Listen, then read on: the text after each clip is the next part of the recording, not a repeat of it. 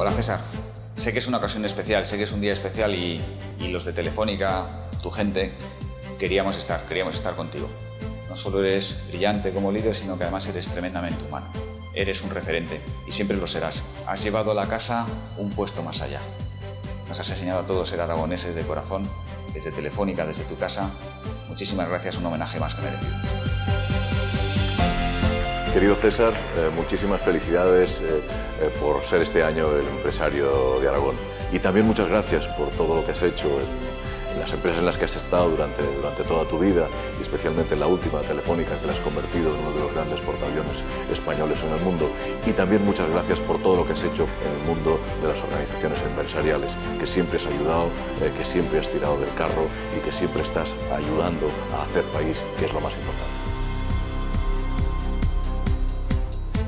Bueno, César, otro homenaje más, pero este, sin duda, es el mejor, y tú lo sabes, es en Zaragoza. Y lo de Zaragoza nos toca, que nunca nos lo pensamos que desde los corazonistas íbamos a hacer este recorrido. Yo de monaguillo, por supuesto, y tú de oficiante. Una faceta muy importante de tu vida es tu afectividad y sensibilidad. Solo puede emplear la de espectacular, en todos los aspectos, como persona, como empresario y desde luego como amigo. César, nos gustaría verte un poco más, te echamos en falta. Un abrazo. Tienes palabra de honor. César, muchas gracias. Nunca te olvidas de que eres aragonés y te lo agradecemos. Un abrazo y enhorabuena, empresario.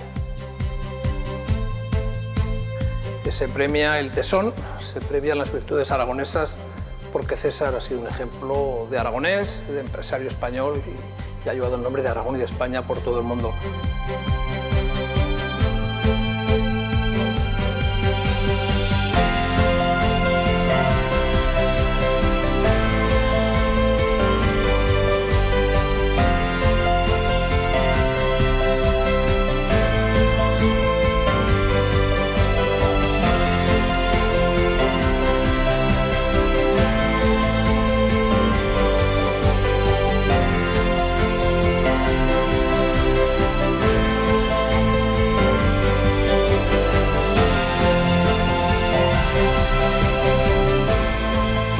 Que sepa que Ana y que su padre estarían orgullosos hoy de él, como lo estamos los amigos que le queremos y que le admiramos. Enhorabuena, César.